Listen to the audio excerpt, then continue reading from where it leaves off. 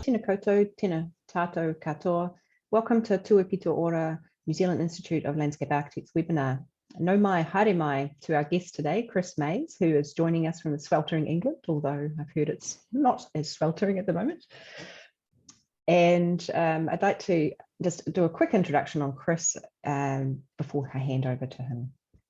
Chris is a chartered member of the Landscape Institute in the United Kingdom. His role with Historic England sees him providing advice on heritage and cultural landscapes.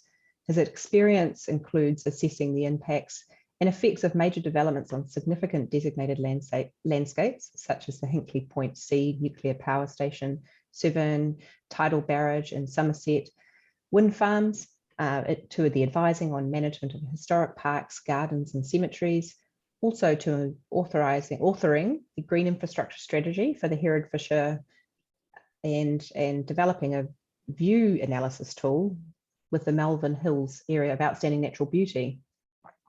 Chris also sits on both the steering group and technical advisory group of the English Lake District World Heritage Site, the award of a Masters in Science with distinction in the conservation of historic gardens and cultural landscapes by the University of Bath in 2009 was followed by 3 years of research in the impacts of wind energy development on the setting of cultural landscapes. Before I hand over to Chris, as a webinar, the participants won't be able to speak directly with Chris, but we do encourage you to provide questions. So please pop these into the Q&A or chat, and Chris will answer them at the end of his presentation. Chris has also kindly offered to follow up any questions that he hasn't got to today by text or by messaging. So we encourage plenty of questions. So no mai, haere mai, Chris. Welcome, and over to you. Rebecca, thank you. And thank you very much for inviting me to deliver this webinar. It's a real pleasure and a privilege to be doing that from England in the middle of the night. I'd say it is dark here. As I say, it's a pleasure, and it's a little bit of an interesting presentation opportunity for me, because this will be quite a personal experience, quite a personal view rather than as a specifically professional view. I am not going to talk exclusively about the role of Historic England or my role in it, but sort of generally around my experiences and some of the work that I do and have done in the past. So a bit of a journey through through my professional career. So just bring up my presentation. There we go. So hopefully you'll be able to see that and that introduction to from a Tudor garden to World Heritage Site. It's basically a journey through my my professional career as a landscape architect. But very briefly, I'll explain that I work for a government organisation called Historic England. It's the body that advises the UK government on all aspects of heritage in England. We have sister organisations in the devolved authorities in Scotland, Wales and Northern Ireland. So I do cover specifically England. This webinar will be a brief exploration, as I say, of the way I got involved in cultural landscapes and a bit of a history of how I became interested in this particular subject. And in order to do that, I will give you a whistle-stop tour through the development of English designed landscapes, because for me it started with involvement in a Tudor landscape, very direct and personal involvement in the Tudor landscape, and I feel it's useful to understand that historical development of designed landscapes. And then I'll go on to talk about assessing significance of landscape, the methodology that I use, what we call conservation principles here in the UK. And then some of the other tools and methods that I've used in assessing landscape, cultural landscapes, and then hopefully bring the whole thing full circle to back where we started. And where we started is actually in this image, which is a photo taken from just about a mile away from where I live. I can just about make out my house on this image, just down in the bottom right-hand corner. And this is a photograph of Weardale, up in the north of England, up in County Durham. And I say, hopefully we'll come back full circle to this. But we'll start first of all with, if that will move on, there we are, with a location that I actually lived at for nearly 10 years. I started my career originally as an architect, or training to be an architect, but I very quickly developed a fascination for what was going on outside the buildings rather than the buildings themselves. Just for some reason it drew me more intensely. After a sort of broken beginning to the career, I went and retrained in countryside and environmental management, and ended up as part of the management team of this particular country house estate. This is Holdenby House in Northamptonshire in the Midlands of England, and it was formerly the home of Sir Christopher Hatton, who was Lord Chancellor to Queen Elizabeth.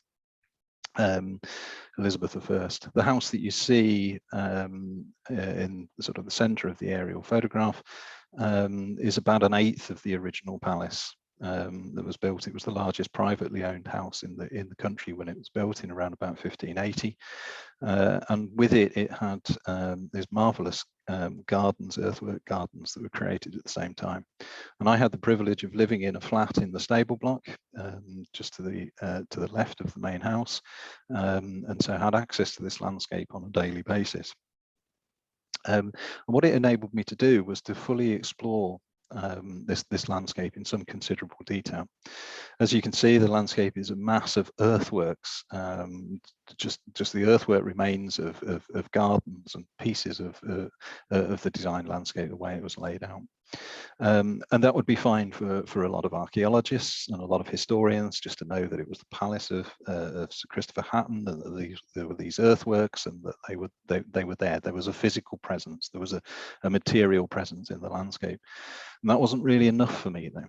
I wanted to know why and how, and how were you meant to use this landscape? How did you move around it? And all I had were the bones, the structure, the skeleton of the landscape.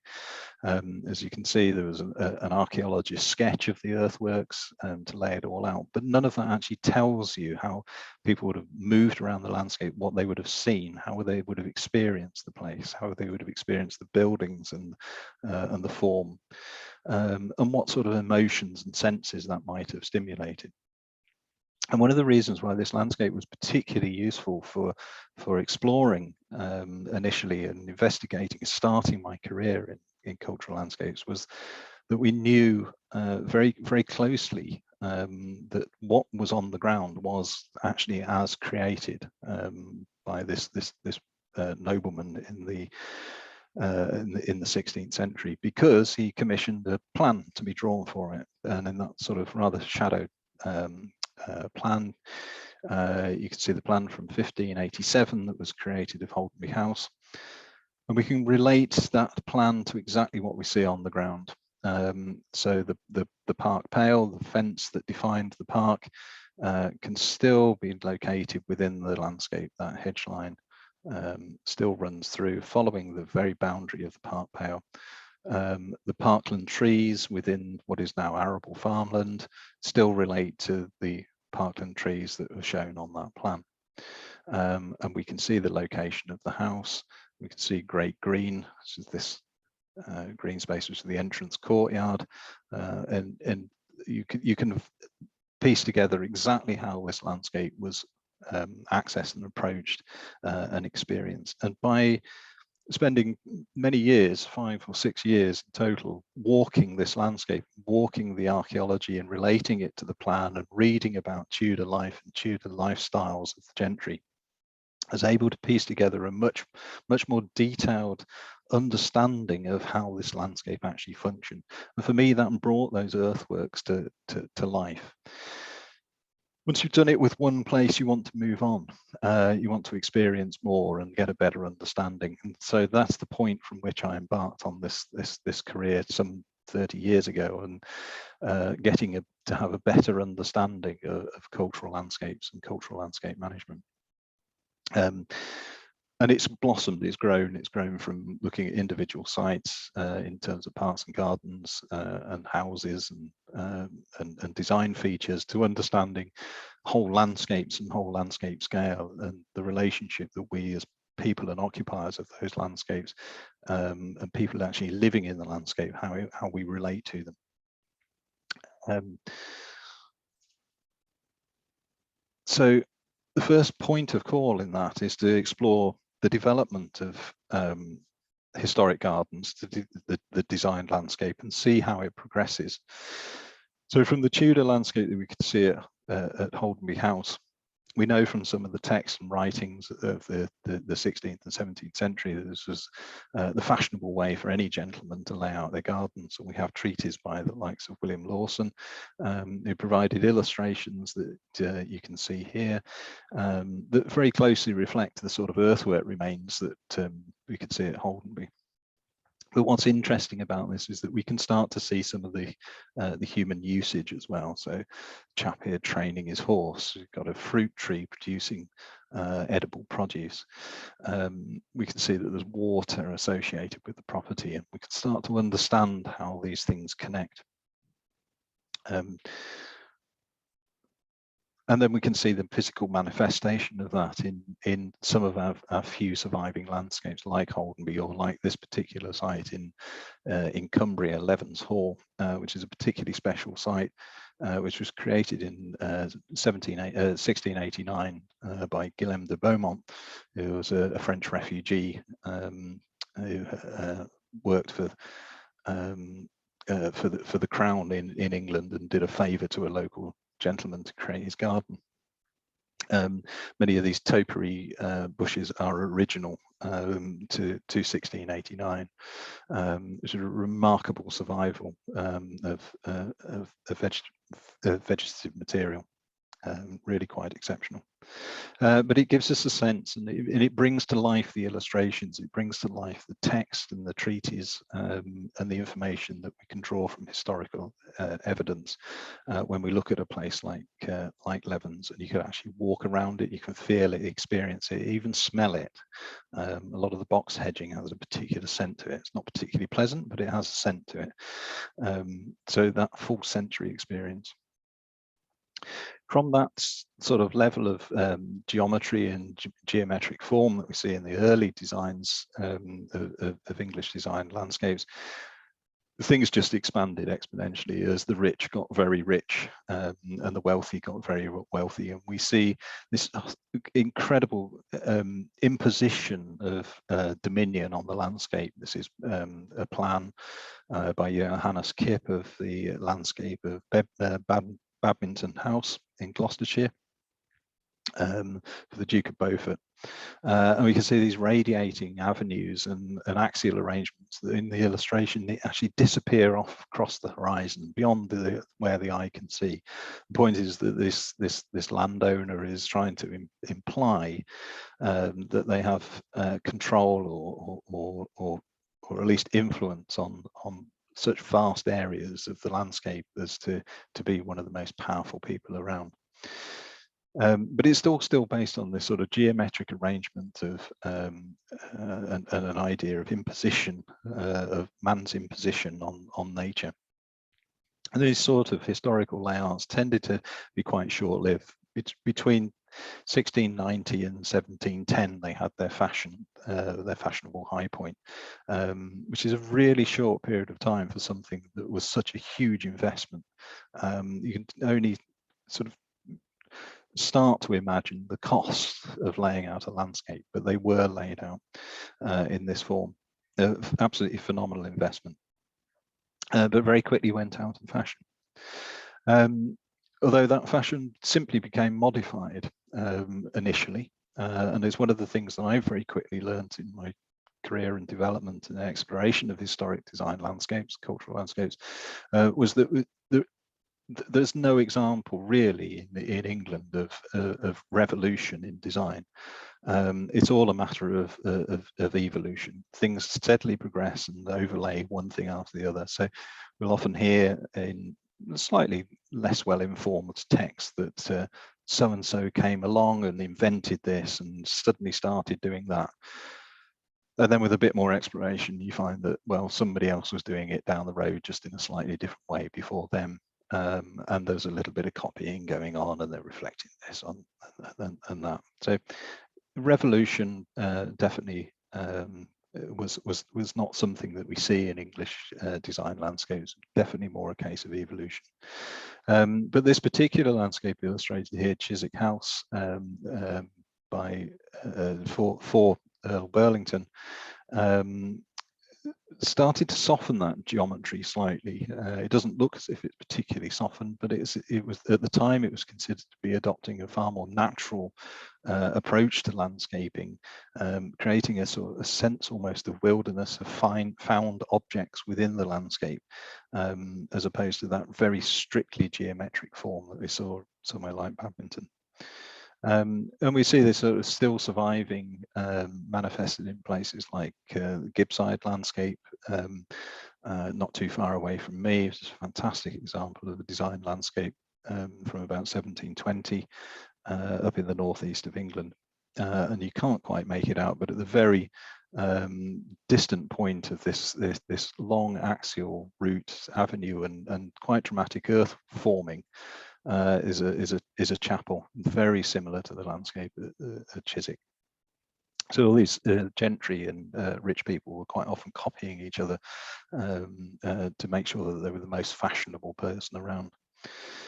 And so we get another, from that we get another evolution in landscape design, and possibly one that is was often considered to be probably England's greatest export in landscape design, and that was the work of Lancelot Capability Brown and the English landscape movement, which developed from around about 1740 through to 1780. This is a plan that Brown drew for a landscape, again not too far from me, up in Northumberland, at Rothley Lakes, which was quite close to one of his major works at Alnwick Castle.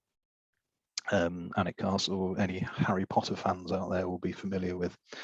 So Brown was quite frankly a prolific designer, and he was an innovator, but he was, if we look at these designs very carefully, we can still see some of the organization of spaces and the movement through the landscape that were seen at places like Chiswick and Gibbside. But what he does is he starts to break down that formality, break down the geometry a little bit more.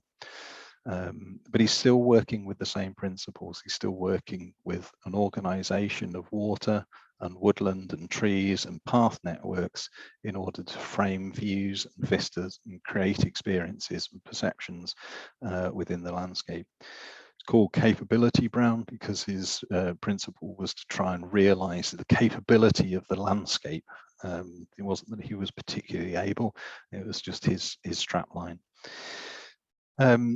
Actually, Capability Brown was born and grew up about 40 miles from where I am now, at Kirk Harle, just into Northumberland, and worked on the Wallington estate, of which this plan, Rothley Lakes, is an adjunct to that landscape. And you can make out this water body that he creates by simply damming a stream at either end. The idea being to create the sense of a broad, sinuous river, and the strategic use of an island at one end and woodland clumps along the edge mean that at any point where you're walking through the landscape, you never see the end of the river. So you always have this sort of illusion, this false impression of walking alongside this broad river. The reality being it's just a small dammed stream. Unfortunately, it still exists, and so we can see exactly how that landscape appears now. And this view is taken from the western end of the lake, around about where my cursor is. So you can see the island just in front of you, and you can make out the way that the river appears to meander and disappear off around the corner, but it has the appearance of this very broad river, effectively, whereas effectively it is just a sinuous lake.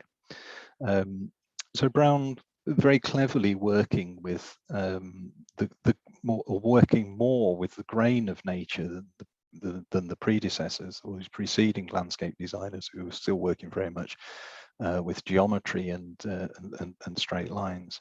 And you see that sort of that evolution in landscape design. That then evolves one stage further. Following Brown, we have what is referred to in this country as the picturesque controversy, which is a much written about at the time debate about how honest the designers like Brown were actually being when they described their landscapes as being natural, and how really they were still quite artificial and quite manicured. And so some people started writing about this and getting very upset about how honest Brown was, and then proposing other designs that were much more closely related to the natural environment. And the picturesque landscape movement developed from there, with honesty about nature. So in this image of, it's labelled Calmwood, but it's now known as Kenwood House on the outskirts of London. We see sheep grazing, and we see rustic fences and very few boundaries, and artfully scattered trees to look like a very natural native woodland. This is the work of another great export in terms of English landscape design, Humphrey Repton. The designs of Brown and Repton copied around the world over time. So this sort of sense of being more honest, more true to nature, progressively develops from the end of the 17th and into the 18th century through into the beginning of the 19th century. But I have a sense that if you looked at this landscape that Repton created and compared it to the landscape that Hatton had created in his parkland, there would be very little difference. And so we start to see this circularity in design, the sense that that nothing really is new; it just goes in and out of fashion. And to reflect that into the 19th century, we start to see the revivalism of the Victorians. The Victorians took a particular interest in earlier architecture and earlier landscapes designs, and people like W.A. Nesfield started replicating and reproducing what he thought were the parterre landscapes of the 16th and 17th century. So his illustration for the parterre at Crewe Hall in Cheshire, and a recreation, a very accurate and faithful recreation of his parterre that he created at Whitley Court in Worcestershire. We get the full sense of what Nesfield was doing. And this is very much a revivalism, very much a return to those landscapes of the past. But interestingly, what we also see in this image of Whitley Court is very much the 19th century appropriation of exotic species. So we start to see the introduction of the monkey puzzle, Chilean pine, and other exotic species coming in from around the world, Victorians being great plant hunters. And we'll touch on this a little bit further on, because it potentially has a controversial element to it now. Towards the end of the 19th century in England, we had a great agricultural depression, and many of the great landowners of the country were greatly impoverished. And as such, we start to see a retrenchment, a shrinking of the estate and designed landscapes, and a more sort of cottage vernacular starting to develop. as the states got smaller, as the land holding and the wealth of the landed gentry diminished, we see the rise of a much smaller landscape design. And the rather formidable lady standing there is Gertrude Jekyll, who some of you may have heard of. Again, a very prolific garden designer and a real painter of floral display. It developed the idea of colour theory in the palette of plants that she used in gardens, and worked very effectively using sort of hot and cold border designs. And sat just above her on the balustrade is a collaborator in architecture, Edwin Lutyens, and the pair often worked very closely. If you ever get the chance in England to experience a landscape and building designed by this pair, the most exquisite experience. Beautifully designed architecture and gloriously colourful and dramatic landscapes to go with them, but on an ever diminishing scale. And then, of course, we move into the 20th century, and really that whole history of designed landscapes that are centered around the grounds and the gardens of the rich and the powerful disappears after the First World War. Land taxes and the loss of generations, future generations in the Great War, resulted in basically the total impoverishment of the country house estate and its loss. And really great landscape design since the First World War in the UK at any large scale has been predominantly municipal, working in the public realm. And we see here the creation of what is known as the Apollo Pavilion from the 1960s, created by Victor Pasmore in the new town at Peterlee, again up here in the northeast of England. And quite a striking and dramatic public landscape, but one that, when we start to reflect back on the sort of history and development of design landscapes in England, we can see the same sort of features: the use of water, structures, grass, trees, to create that structure and fabric. And so we just see that last, and I say last, that last iteration. We'll be interested to see what the next one is in terms of cultural landscape design.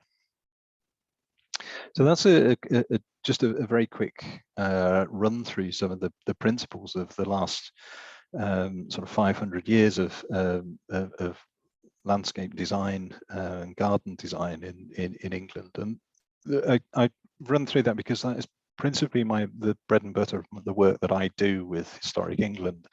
The sort of everyday work is advising landowners on the conservation and management of these sites, whether it be a site from the 1960s, advising the local authority on how to manage it and conserve what's culturally significant about it, or working with a landowner of a large country house estate to understand how they manage the great time depth and historic features and fabric from their landscapes of potentially 400 or 500 years old.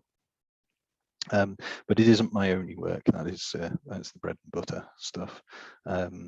Sometimes it can be a little less pleasant as well when we're dealing with development pressures, but people wanting to build things on these landscapes. But that's for another day, I think. But I do deal with some other landscape types as well, which are of considerable interest for me, and something of a speciality are cemeteries. Cemetery movement in England is a particularly interesting one that dates back to really the 1820s, the public cemeteries, creation of public cemeteries, really relating to the expansion of the industrial city, and developed on the basis of a need for improved health and well-being within the urban environment.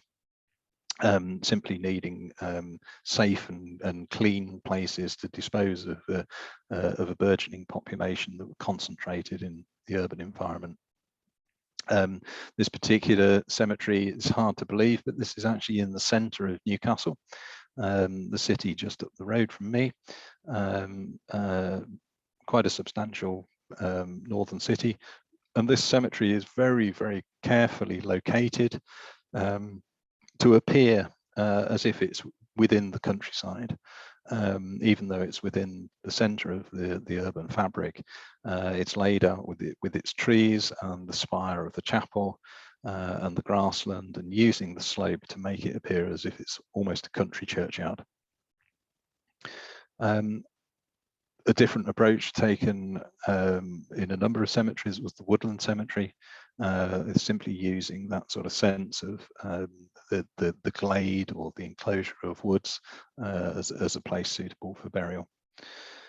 The cemeteries are of particular interest to me because at the end of the day, they are a biography of a city. They tell a fantastic story of the last 100 or 200 years.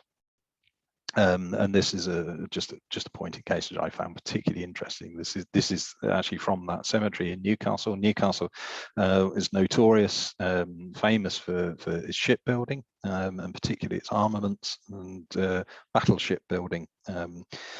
And this particular memorial in St. John's Cemetery in Newcastle is a memorial to a Japanese admiral who was over in Newcastle in about 1910, waiting to take collection of a new battleship constructed at the Armstrong shipyards, and unfortunately died while he was here, and so was buried with full ceremony in the local cemetery rather than being repatriated to Japan. And the memorial has an English inscription on the other side, but proudly presents itself very much as a memorial to this Japanese admiral. So a fascinating story is told, and with a cemetery like St. John's Cemetery, where there's probably 100,000 interments, that's an awful lot of stories to unpick and an awful lot of stories to be told.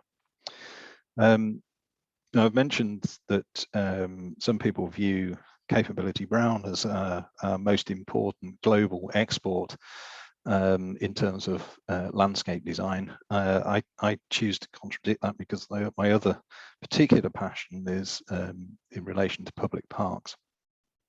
And although I haven't got a picture of it for you today, the world's first publicly funded public park was created in Birkenhead on the Wirral, just near Liverpool. It was opened in public in 1847. It was visited by Frederick Law Olmsted just before he shipped back to America, and having seen Birkenhead Park recently opened, he drew inspiration from it for the creation of Central Park in New York. And from the establishment of Birkenhead Park and the Wirral in 1847, we see an explosion of public park creation across England, and particularly across the north of England, because public parks were founded in the north of England in response to industrialization and the rapidly developing and expanding industrial cities of the north, where the landowners realized that that sort of wealthy industrialists realized that if they invested money in public parks, publicly accessible parks, they could provide a health and well-being resource for their workforce that would make them more efficient. Basically healthier. A green space in the middle of an industrial city was somewhere where they could exercise and take rest, and basically be healthier and happier and will work harder. We see a lot of monuments in public parks which are testimony to things like the temperance movement. So water fountains and drinking fountains are popular structures. And again, all relating to and reflecting the health benefits of the public park. I think it's quite telling and quite prescient in the times that we live in, a sort of COVID world or post-COVID world, where sudden realization of the value of urban green space in the face of particularly transmissible diseases. In the 19th century, it was cholera that they were particularly concerned about, but we've all come to recognise the value of urban green space as a health resource, as well as an aesthetic benefit in the urban domain. And a place of great memorialisation as well. In this case, a war memorial in a park in Sunderland, and again, a common feature of many public parks. An interesting story with public parks, though, which is one that I've taken a particular interest in recent years, is related to the potential for there being an element of contested heritage in design landscapes, and particularly in public parks. The memorialization that I show you the image below, the statuary, is very much a celebration of these local industrialists, these wealthy merchants and factory owners who were the benefactors, providing the funding often for these parks. But at the end of the day, they had an ulterior motive, which was a healthier workforce. They also regularly funded things like plant hunting, exploration, and to the colonies. This, of course, 19th century parks correlates very closely to the expansion of the British Empire and the colonies. And what we see is things like the creation of these, this is a fernery, a fern house at Churchtown Botanic Gardens in Southport on the west coast, which exhibits a wonderful collection of ferns and exotic plants, some of which may well have come from places like New Zealand. But one of the things that troubles me slightly these days when I'm looking at these landscapes and these places as cultural assets is the way that their contents is appropriated without reference. So there's no explanation as to what these plants are, where they came from, what their cultural associations were, what they meant to indigenous people, how they were used. They're simply taken from their home country and imposed into these glass houses as a way of exhibiting at home the extent of the empire into foreign nations. Basically, the benefactors of these parks are saying, look how powerful and wealthy I am, that I can travel around the world, collect all this stuff and bring it back for you, the public, to look at. So there's quite an interesting and challenging question around the contested elements of public parks. And we need to tell that story of cultural misappropriation even in something which appears really quite benign in terms of things like plant collecting and plant exhibition and the use of plants in designed gardens and landscapes. That's something which I hope to explore more fully in the next couple of years. And lastly, another type of landscape which I get involved in, which some people sort of quite surprised at, things like commercial and industrial landscapes, because they're something which has an important cultural connection, an important heritage that is developing at the moment. And we're always looking to see where the valued places of the future will be, and looking to help to protect them where we can. And this is a particularly interesting site, is an industrial site designed by Dan Kiley, the American landscape architect for the Cummins engine manufacturers, just down the road. So I'm going to quickly skip on to some of the techniques that I now use for assessing cultural landscapes, and these are a generally accepted sequence of techniques that we use in the UK in relation to heritage conservation principles, where we try to identify where the values in a landscape actually exist. So we look for the evidential value, basically what a place can tell us about past human activity, the historic value, the connections with the people and events of the past, the aesthetic values, simply how a thing from the past stimulates us, is sensory and intellectual stimulation, and then the connections with the community, with other people, with the way we connect with a place, with the way other people collected with the place, and how that develops a collective experience or memory. And we combine all of those values to express what we term as significance. So we can summarize the value of a place in one statement of significance. So back to Holdenby, we can see the evidential value here is that there's a lot unexplained in terms of there are medieval field patterns beneath the Tudor gardens.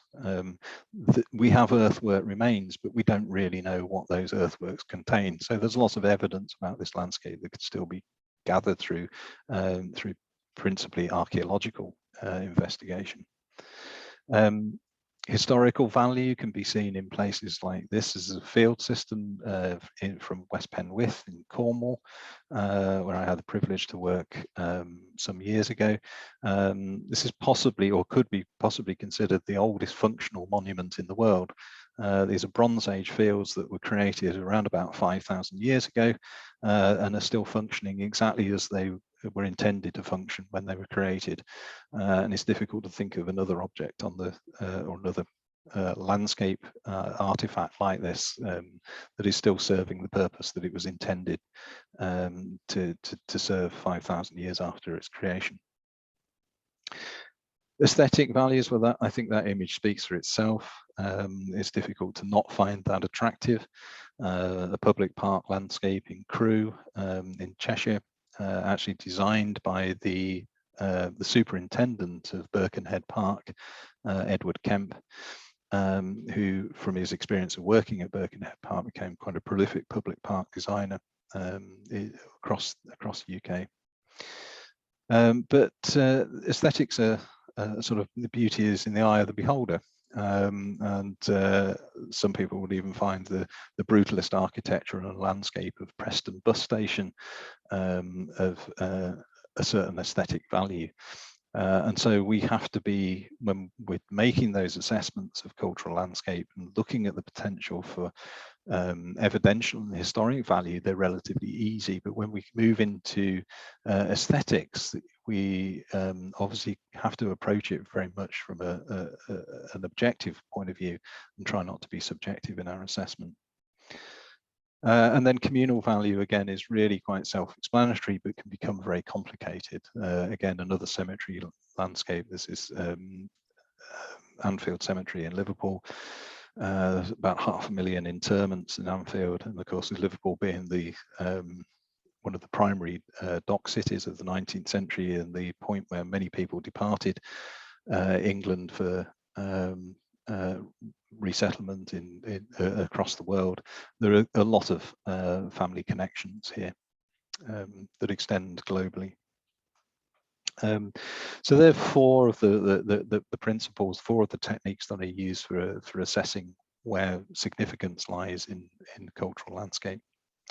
But I also fall back on a previous role that I had with the sister organisation to Historic England, Natural England, the government's advisory body for the natural environment.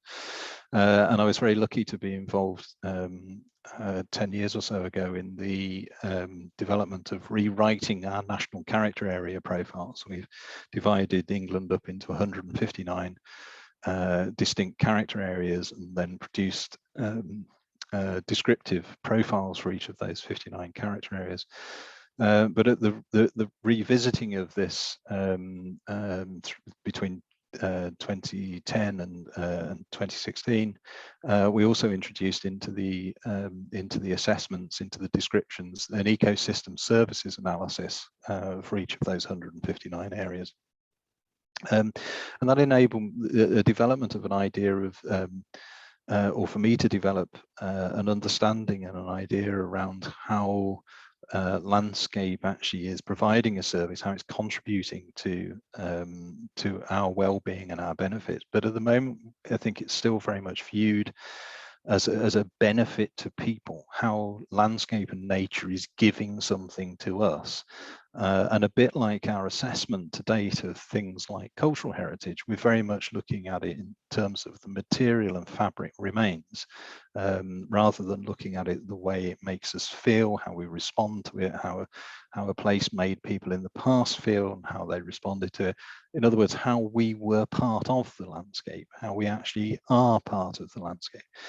And I find that things like this sort of level of ecosystem service analysis is very much still a one-way street. It's still about how we as a species benefit from this, rather than seeing us people very much as part of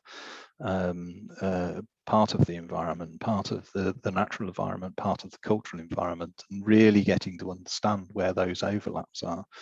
The landscape wheel that's in the top right hand corner of the screen is an image that's regularly used in the UK to describe landscape assessment, and the idea that place and people are interconnected. But once it's segmented down into all these fractured pieces, it's very easy for assessors to start to divorce that connection, to really ignore that outer circle of the wheel, and just focus on individual elements of it. And it no longer becomes the sum of the parts, it's just become a collection of parts. So we need to go through this process of assessing landscape, or I go through the process of assessing landscape through trying to make those connections between people, culture and nature, genuinely bringing these things together. So when I look at things like distinctive architecture, in this case in Cotswold Village down in the southwest of England, you absolutely see the expression of geology in the building stone, in the Oolitic limestone that's used to create those buildings, that creates this very distinctive place which binds those buildings and the people who occupy them to that landscape, directly through the geology. The fact that we can see the expression of soils in the cropping patterns here, chalk wolds, the chalk grasslands and the clay vales being used for arable production.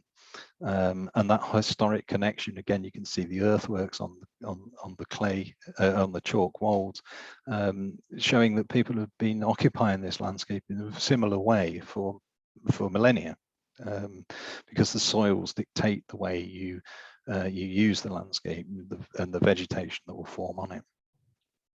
We see a settlement pattern related directly to topography and hydrology. The settlement in the center of the picture is a village that has its origins probably 2,000 years ago, and still doesn't flood. So there's a good reason why people settled there. They knew, they worked with the grain of nature. At the moment, we're still in this process of trying to engineer nature, try to engineer the landscape to make it work for us, and yet our predecessors knew very, very well how to work with the grain of nature. And we see again the expression of natural vegetation in buildings and material culture and material fabrics. This is a building in Herefordshire in the west of England, a landscape which was dominated by oak woodlands right through until probably the 17th century.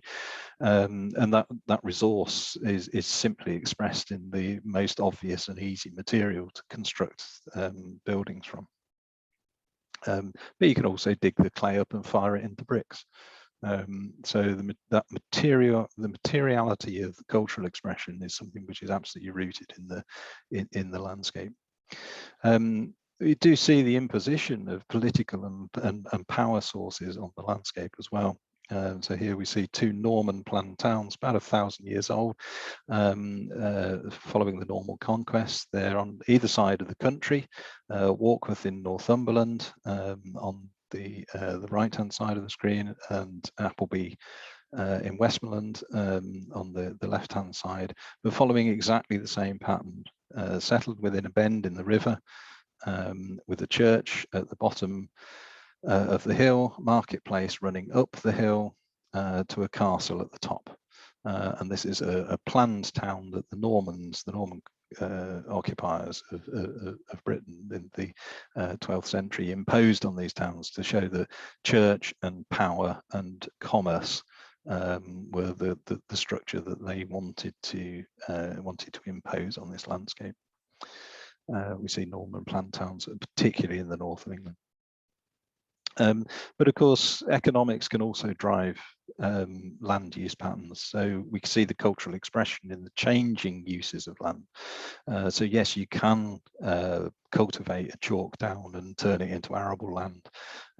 Yes, you can graze sheep anywhere where you can grow grass. And if the economy and cultural decisions, so social and economic decisions, dictate that, we can force the landscape into we can make the landscape deliver things that we want culturally. And ultimately, we can see complete reversals or complete changes in the landscape. So a landscape that was formerly a seat of power, that was all about defensibility, aggression, and almost a warlike environment, has now become a place of great tranquility and remoteness, and a place of inspiration for poetry and art. This is Dunstable Castle on the northeast coast of England. And so to just come to the end and sort of wrap this up a little bit, we're currently going through quite a significant debate in England at the moment around a site that I'm very closely involved with, which is the English Lake District World Heritage Site.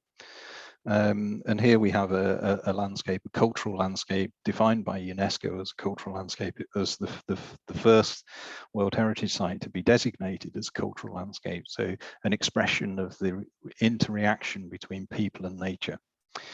The challenge has come in as much as there's a substantial lobby in the UK which is wanting to see these sort of landscapes rewilded, as it's referred to, or turned to wild. The difficulty that somebody like in my profession, the difficulty that I have in helping to manage this landscape is that the wild has become adapted or developed through millennia of occupation. I mean, this is an image in the Lake District that I took a year ago, and immediately behind me is a Roman fort, the remains of a Roman fort. So this is a landscape that we know that was occupied at least 2,000 years ago, and almost inevitably 4,000 or 5,000 years before that as well. And the ecology and the nature has adapted to that human occupation. It's become a system, and that's what UNESCO recognized in the World Heritage designation, that there's this harmonious relationship. But of course, we're facing a crisis globally around biodiversity and climate change. And there's a huge amount of pressure to say that these remote places, these sort of semi-wild places, need to give back more to nature. But we take a huge risk in doing that, because the sort of changes that are being proposed would require the removal of humans and anthropocentric systems from this landscape. Basically, we would have to take these people and the adapted sheep, the Herdwick sheep, out of the landscape in order to turn it into a wild place, and without full knowledge or understanding of how nature would respond to that. So if we are facing this big challenge at the moment around what we mean by cultural landscapes, how much value should society put on the relationship that people have with place? And this brings me back to that fundamental question that I'm asking myself at the moment, is whether our assessment of heritage and culture in the landscape is still too orientated towards the physical, the material, and whether our understanding of the natural landscape and our assessment of the naturalness of landscape is putting people outside of the landscape. It's talking about how we benefit from nature, or we benefit from the ecosystem services, rather than accepting that we are part of it. And where we look at a landscape like the Lake District, the English Lake District landscape, we're seeing that interaction, we're seeing that relationship that has been a continuous relationship for thousands of years. And we need to better understand that relationship. We need to better understand how people are part of nature, how we are part of the earth, part of the system, not divorced from it or separated from it. And when we get a bit closer to that, then I think we'll have a better common understanding, common knowledge. So that's one World Heritage Site. And I just wanted to finish with a return to another World Heritage Site. So my background to this presentation is bleached out photograph of Weird Owl and the quarry landscape of Frosterley, because this is a fascinating earthwork that you see in the foreground just across the river from my house is a former industrial landscape. It's an industrial quarry. That's my house. I'm currently sat in this room behind this particular window talking to you, but this house had its origins in the 17th century as the village inn, and latterly in the early 20th century it was the village police station. And so many people have passed through that door, and all of those people have had a story to tell and an association, a relationship with this landscape. But actually, there's a really material relationship with this landscape, as well as that very personal, human. And this is the bit that gets recognised internationally. This is the bit that gets recognised as the World Heritage Site, and it's the interior of Durham Cathedral. Just 20 miles away, and the black colonnettes that you can see here are a particular stone called Frosterley marble, which is extracted from these quarries immediately adjacent to my house. It's a very much used black limestone, fossil-rich limestone that creates this sort of black marble effect. Been used for about 700 years as sort of decorative architectural features. That gets recognised as a World Heritage Site. This landscape is not, it's not designated or recognised or protected in any shape or any way, and neither are the stories of all the people who passed through the front door of my house. And yet for me, that cultural relationship, those people have as great, if not greater, significance in all of this, in that story, than the individual components or the architecture of the cathedral. It's not saying that the cathedral isn't a beautiful thing, and that in the same way it has many thousands of people passing through the door and their own story to tell. But that connectivity, that understanding, that relationship between people and place, landscape and nature is really the fundamental for me in understanding and defining what a cultural landscape is and how we should manage it. And at that point, I'll say many thanks and hand you back to Rebecca.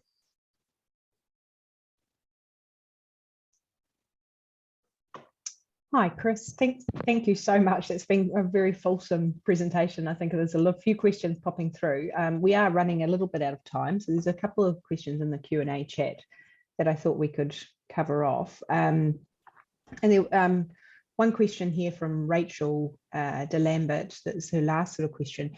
How do you think climate change will impact some of the managed heritage and cultural landscapes, and is forward planning being put to this question, and if so, what are some of the outcomes? And I know you sort of covered that at the very sort of latter part of your presentation. Yeah, climate change is a major challenge for cultural heritage, and particularly some of these cultural landscapes. I mean, one thing that we're seeing is interesting questions around the vegetative cover.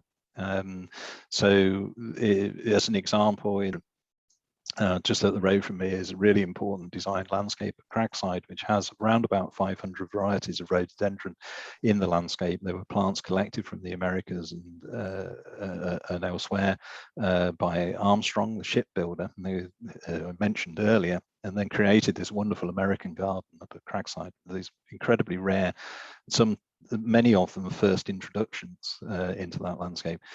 And of course, as the carrier species for Phytophthora threatening commercial forestry, our forestry commission could, if there was an outbreak of Phytophthora in the area, serve a destruction notice on Cragside, which would require the removal of all of those plants and species from the landscape. So basically, completely obliterating or devastating a landscape. So we held a crisis meeting a couple of years ago to discuss that. the point is, the Phytophthora is a species which is driven by climate change. Yeah. So yes, we're facing some really significant challenges and threats. Yeah. I've got one more question. I think we've sort of hit the 10 o'clock mark, but there's a question here from Di Menzies in the Q&A. It says, given your view that people in landscape are integral, what would a new definition of cultural landscape be for you? That's a really interesting question, and I would prefer to give that some thought and come back with a written answer, because it is the basis for the next stage of my professional career, I feel, is to actually write that definition. And I will be quite honest about the fact that one of the reasons why I joined the New Zealand Institute of Landscape Architects was to get a wider worldview of landscape management and the practice of landscape architects elsewhere. And I couldn't think of anywhere better than the other side of the planet that didn't have a language barrier. So I'm really interested in the way other places and other professionals are approaching this question, because it is actually, for me, it's the next step in my professional career, is to try and develop my thinking and develop a definition of what we should be moving to as an idea of cultural landscape. And it is about that better understanding of how past generations worked more closely with the grain of nature, rather than the way that we currently assess cultural landscape, which is very much stepping back and divorcing ourselves from it, if that makes sense. Yeah. Well, we'll definitely welcome you over here, and I understand you've become a New Zealand Institute, a member of our institute as well. So, and have put on back order the issue of our Te Tangiata Manu, our landscape assessment guidelines. So, I'm sure you'll be waiting. Very much looking forward to reading it and seeing it. Yes. Yeah. I'd just like to say thank you, and also pass on to the rest of the attendees that please still send through your questions, because Chris has kindly offered to put some thought to and provide written answers in response to the questions. So if you don't pop them up in the chat here, we are capturing them. But if you don't get a chance to do that and you think about something later on today or this evening or at midnight, you're welcome to send an email to events@nzila.co.nz, and we will forward a series of questions through to Chris, who he has kindly offered to reply back. And if you, I'm sure there'll be a number of people happy to host you when you make your way over to Aotearoa in the near future. So thank you again, Chris, and thank you for staying up late, given that it's 11 o'clock at night. Unpicking. It is. Yep. And thank you so much. And yeah, we look forward to seeing you when you come over to Aotearoa. It'd be lovely. Thank you very much indeed. Thank you. Okay. Thanks. Bye-bye now. Bye.